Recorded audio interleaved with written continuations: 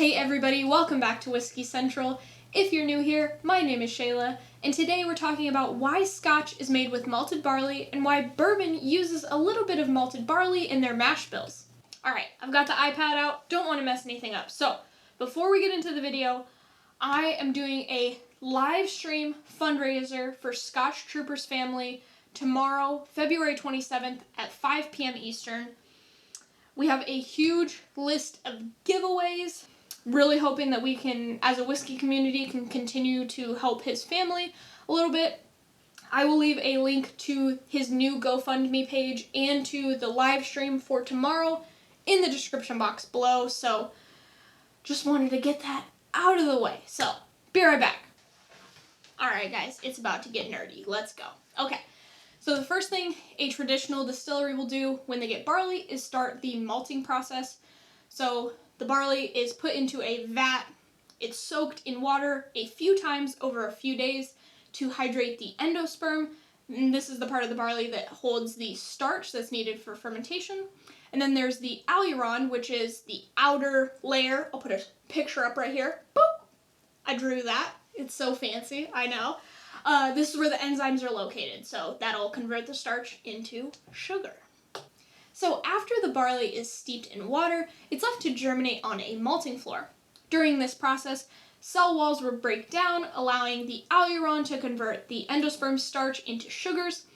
This will help the plant grow a tiny little root, but we're really only tricking the plant into growing for a little while.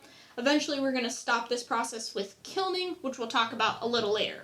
After you stop the germination process, there's some sugar, still a lot of starch in the endosperm, and a lot of now activated enzymes to make fermentable sugars for eventually creating alcohol.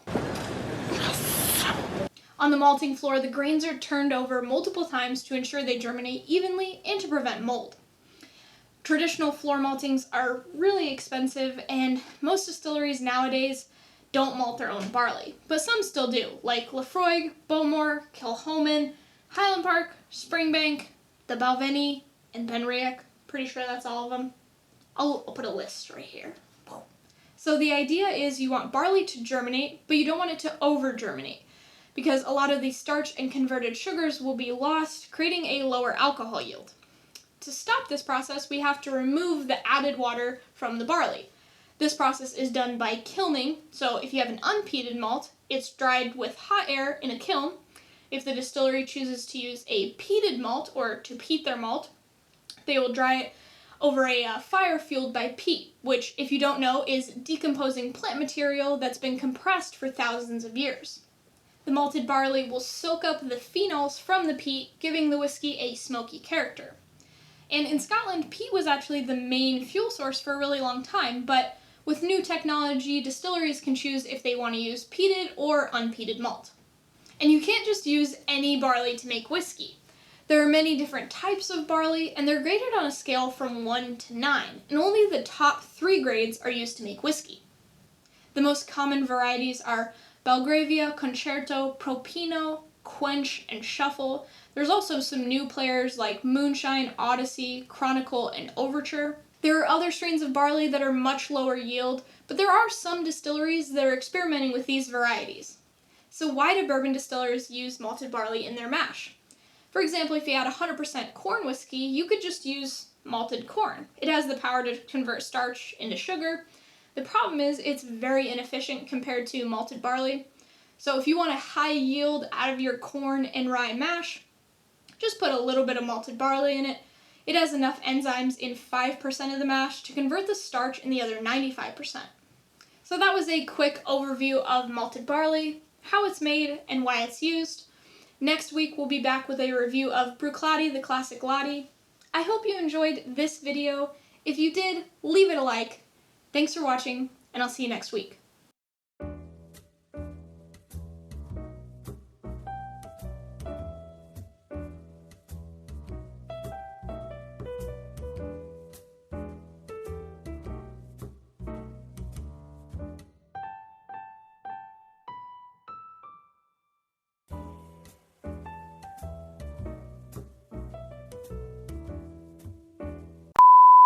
Alright, we're gonna see if my head's chopped off or not. That's as far as we can go back. To start the malting process, fucked that up. Okay.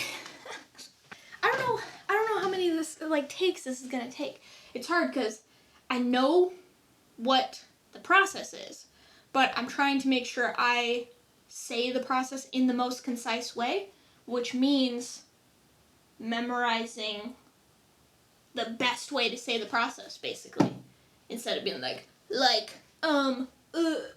so, yeah, okay. For eventually creating alcohol. Oh my god, okay. This video took so many hours to research to make sure I was saying everything right. And I think this video is only going to be 2.5 minutes long. We'll see. It's fine. Hey, if you only need 2.5 minutes to explain something, you only need 2.5 minutes. It's fine. Hopefully, this is not hard to understand. Hopefully, I'm not making it difficult, basically. Okay. Turn the fan off. Okay, we are ready. It doesn't even look like it put fucking mascara on. Okay.